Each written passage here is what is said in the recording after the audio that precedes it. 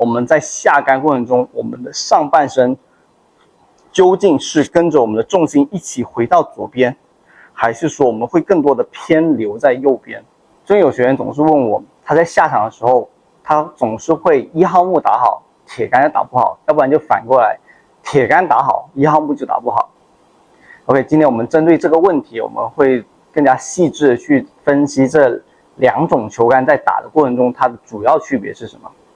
那在我们开始前，也欢迎大家点赞、转发、关注我们这个频道，然后让更多的人可以获得这个资讯。那现在手上我有7号铁跟我的1号木。那这2个球杆，我们在击球的时候，它有一个很显著的区别，就是它的攻击角。那在我们开始前，我们先解释一下什么叫攻击角。攻击角就是在击球那一瞬间，杆头相对于地面的垂直运动。什么意思？我们在下杆过程中，杆头相对于这个球或者这个地面，它的运动趋势究竟是向下的时候打中了这个球，还是说向下过了最低点，在往上的过程中打中这个球？这分别就是铁杆和1号木的攻击角的区别。那影响攻击角的有3个因素，其中第3个是最重要的。好，那我们先说一下，第一个是球位。我们在准备打球的时候，我们的7号铁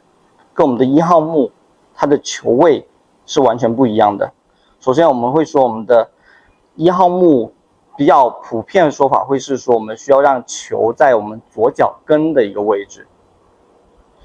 然后而7号铁会更加接近于我2个脚站位的中间，偏左一点点。那为什么是这个样子呢？因为你想想看，如果球位越靠我的右脚，我这个圆弧是不是越有可能在向下的过程中打中球？所以铁杆的球位为什么会偏中间的位置？1号木的球位会这么的接近我的左脚跟，就是为了让我们的杆头在达到最低点往上的时候打中球。所以第一个影响我们攻击角的就是球位。OK， 那第2个就是我们的准备姿势。我们准备姿势的时候，我们其实都学过，我们在打1号木的时候，我们在站好之后，我们的教练一般都会让我们的身体往右倾斜。OK， 往右倾斜能达到一个什么效果呢？往右倾斜达到的效果就是让我们的杆头更加能够在这一边的时候，先经过它的最低点，然后在这个过程中再往上击球。OK， 那如果说假设说我们现在遇到一个不太好的教练，那我们在准备的时候，让我们的1号木身体姿势是这个样子的，它的1号木的挥杆轨迹必然是在向下的过程中打中球。这也为什么我们会看到什么叫冲天炮。相反，铁杆我们会放得更加靠近我们的2个脚中间偏左一点点，我们的身体不需要太多的往右，而是更加是中立一点点。那我们在准备这个过程中，杆身也会有比较多的倾斜，这一切都是为了让我们更好的达到一个向下击球的一个趋势。好，那我们说一下第3点，第3点也是尤其重要的一点，也就是说我们1号木在上杆到顶点的过程中，我们身体会有一个回正的过程，但我们的回正并不代表我们整个上半身都需要这个样子去回正，我们会更多是下盘有比较多的重心或者压力回到我们左脚，但我们整体的上半身还是会留在我们的右边。通过这种方式，我们会达到更好的向上击球。所以你会看到为什么很多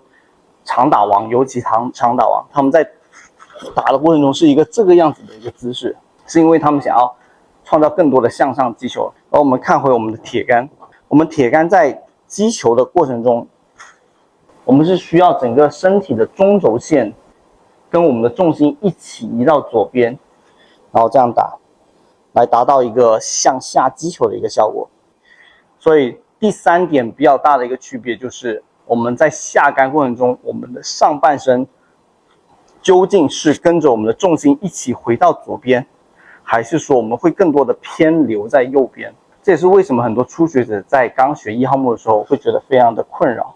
因为他铁杆刚刚好打，刚刚能打好，然后但是你在让他打1号木的时候，却要求他的上半身是留在后面。对于新手来说，这是一个非常难的一个身体控制。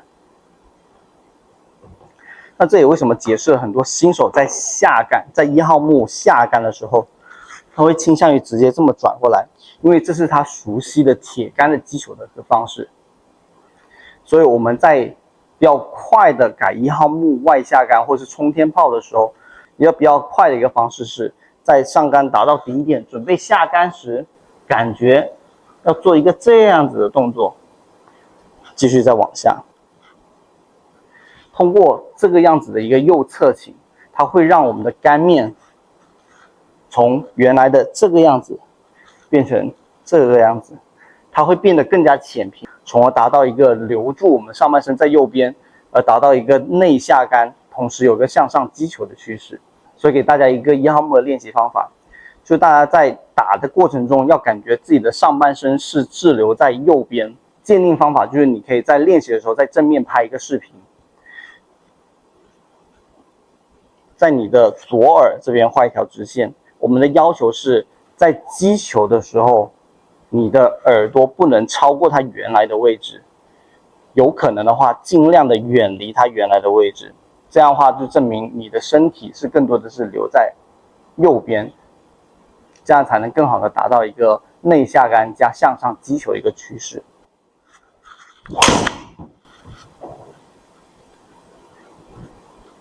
大概就是这样，谢谢大家。